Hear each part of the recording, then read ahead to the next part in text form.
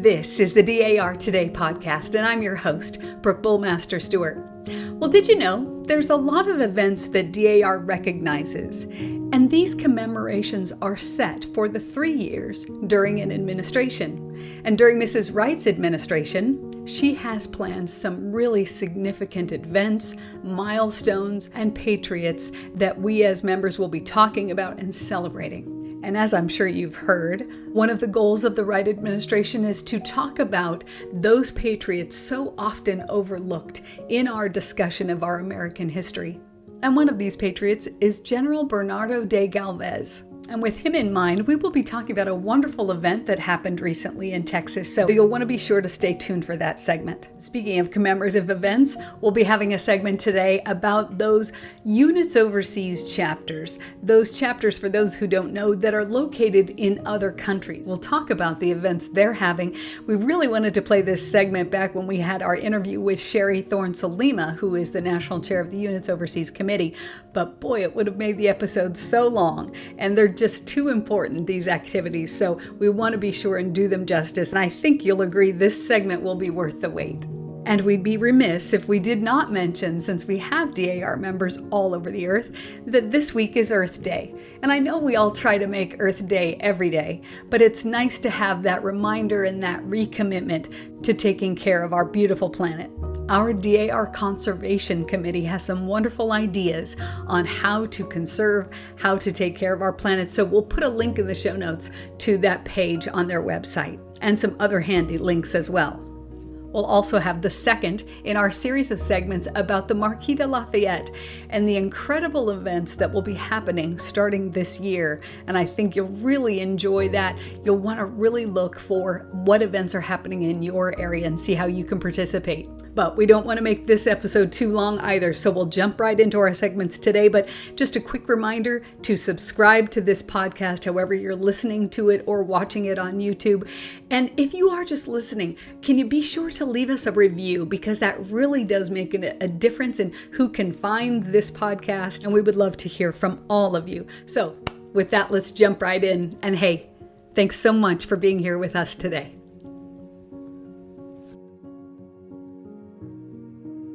The Units Overseas chapters serve the same purpose as domestic chapters, providing opportunities for members to participate in patriotic, historic, and educational activities, as well as community service.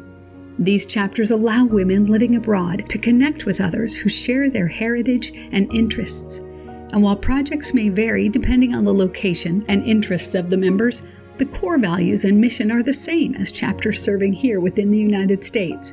To learn more about the projects and activities of the Units Overseas chapter, a newsletter is available for download on the Daughter's online community platform. The newsletter highlights the various impactful endeavors taken by these chapters, showcasing their contributions to their communities and beyond. For example, the Upper Canada chapter, located in Ontario, has the distinction of being the first Units Overseas chapter to be awarded a DAR Historic Preservation Grant outside of the United States. This grant was awarded to Salem Chapel. When Harriet Tubman, the legendary Underground Railroad conductor, lived in St. Catharines in 1851 to 1862, this was the church she attended. She was a highly revered member of the community and was referred to as Moses for leading her people to freedom. Most of Sister Tubman's rescue missions started and ended in St. Catharines, a British-Canadian town, and the Salem Chapel was well attended by those she guided to freedom during the 1850s. As a neat note, in 2013, Dr. Henry Louis Gates Jr. and PBS featured the Salem Chapel in connection to Harriet Tubman in the documentary The African Americans, Many Rivers to Cross. The Palatinate chapter is located in Ramstein, Germany. The chapter supports many projects and has also dedicated a historic plaque in the southwestern German town of Zweibrücken, Rhineland-Pfalz, to honor Christian and Wilhelm Zweibrücken. They were the commander and deputy commander of the Pont-Dieu regiment. Wilhelm and other members of the regiment successfully charged General Cornwallis's troops during the Battle of Yorktown in 1781. They were instrumental in winning the battle and ending the war, truly deserving of a plaque in their memory. The Mariana Islands chapter in Tamaning, Guam, joined in with a coalition of Guam's women's organizations to provide feminine hygiene products to young women in Guam's schools. The name of the project is Sotera, which is the Chamorro word that describes puberty. Many of these young women from low-income families do not attend school for part of the month due to an inability to purchase the required products. Through Project Sotera, these products are provided free to every girl in need. This is a major step in leveling the field to education access and achievement. Imagine missing several days a month of school and having to continually play catch-up. The United States Embassy in Madrid, Spain, contacted the España chapter asking that they commemorate President's Day at the statue of John Adams in Bilbao, capital of the Basque Country in Spain. Elaine Granger, chapter regent, and Diane Busey, honorary chapter regent, along with the cultural director in the City Hall in Bilbao, placed a huge wreath sponsored by the White House Historical Society at the foot of the John Adams statue. The outpouring of public interest in the Revolution and the independence of the United States of America was apparent and deeply felt by the chapter delegation. Elaine highlighted the vital role that individuals in the Basque Country played in the success of our independence, especially by Diego de Gardoqui, who smuggled millions in funding and continued shipments of cloth, leather, tools, and later arms, gunpowder, and metals to the colonies through his Maritime Commerce Company in Bilbao. Despite the rain, many Bilbaínos, professors, local government officials, the press, and members of the public attended the ceremony. What an incredible representation of our American revolutionary patriot spirit there in Spain. And one last update from the Pax Romana chapter in Rome, Italy. Mrs. Henrietta Tower Wirtz was a prominent American and DAR member who lived in Rome at the beginning of the 1900s. She and her husband, George Washington Wirtz, donated their vast art collection to Italy. The Pax Romana chapter has restored their abandoned grave in order to honor the legacy of their generosity.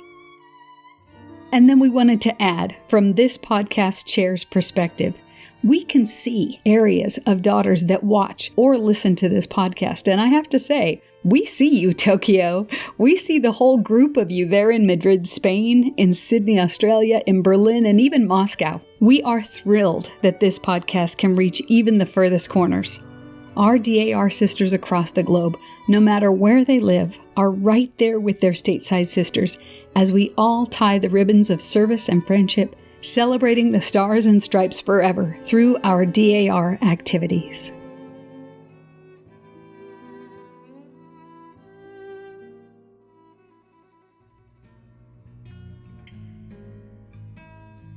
Texas Daughters assembled March 26th of this year at the Veterans War Memorial of Texas in McAllen to unveil a bronze statue of General Bernardo de Galvez.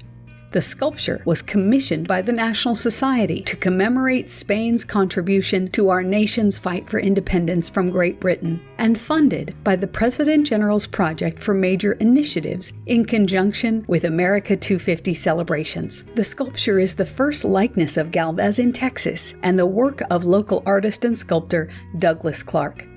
Galvez led Spanish efforts to aid the Americans during the Revolution, not only smuggling supplies to the Americans, but also leading a military campaign against the British that included capturing Pensacola, West Florida, by land and by sea. Colonel Frank Plummer, a great friend of the DAR, is the visionary behind the memorial, which includes the Texas DAR Plaza of Liberty, dedicated to the Revolutionary War. If you find yourself in Rio Grande Valley, you should visit this can't-miss commemorative site. Now, have you seen the fantastic pin we have that now commemorates the contributions of this famous patriot? The Legacy of Bernardo de Galvez pin, the 8th in a limited 250th anniversary series, may be purchased and worn by any DAR member and is to be placed on the official ribbon in accordance with the current document for placement of insignia and pins. See the national website for that document.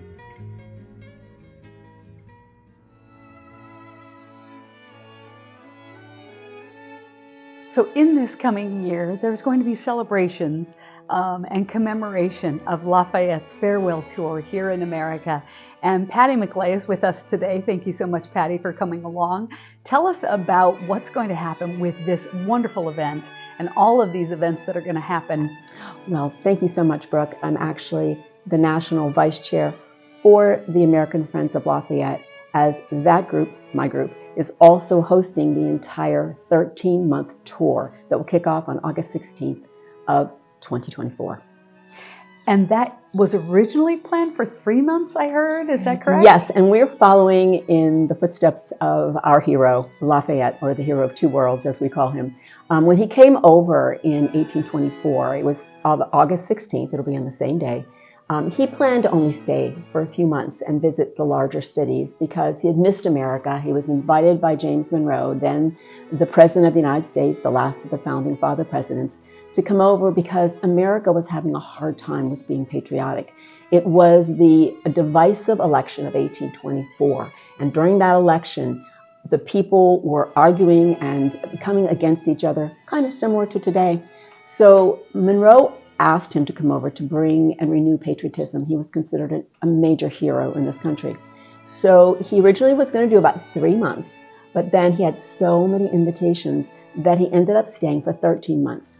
We, as the American Friends of Lafayette, started out thinking we were going to do 3 months, but it ended up, history repeats itself, we've ended up with doing all 13 months. We have 50 different committees, boots on the ground with over 550 people who are working to recreate this. And it's going to be the exact day, often the exact hour that he visited these cities. Because when he visited these towns and cities, it was the biggest event ever for them in history. And in some cases, it still is the biggest event.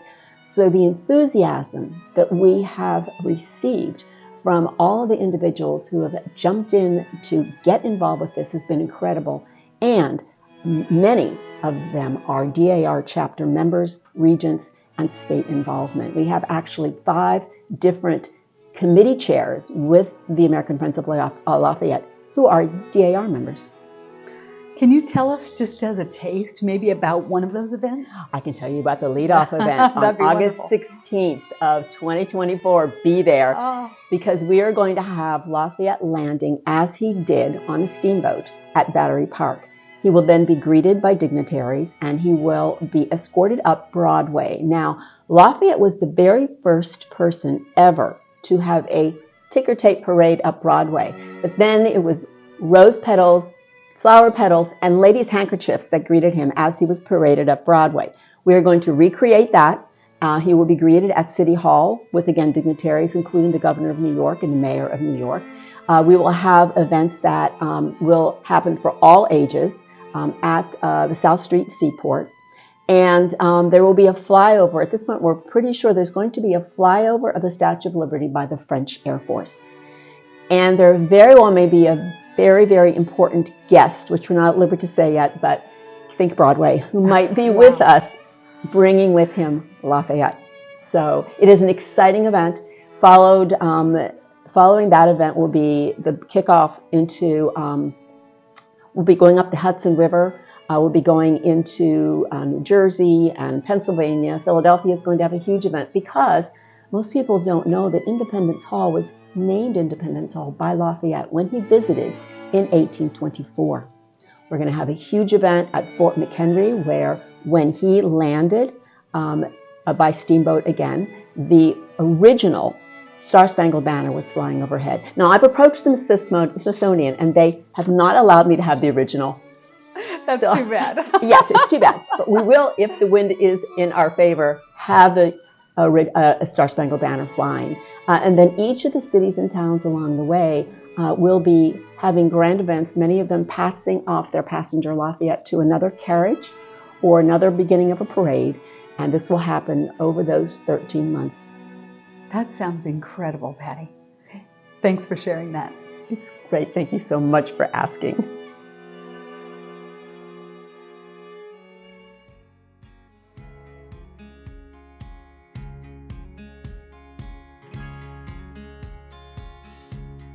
Well, we leave you today with this quote by the Marquis de Lafayette, something he said just after the battle at Yorktown.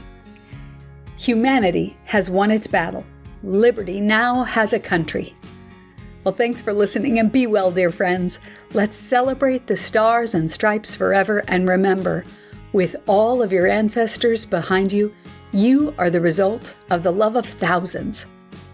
This podcast is written and produced by our incredible team of writers and editors, and we are, as always, so grateful for President General Pamela Edwards Rouse Wright and Historian General Suzanne Heskey for their constant guidance.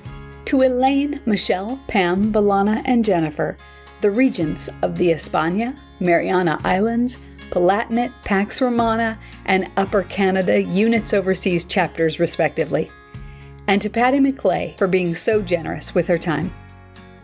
The National Society Daughters of the American Revolution is a non-profit, non-political, volunteer women's service organization dedicated to promoting patriotism, preserving American history, and securing America's future through better education for children. Members are all lineal descendants of those who supported the cause of independence in the Revolutionary War. For more information, please visit dar.org. This is the DAR Today podcast.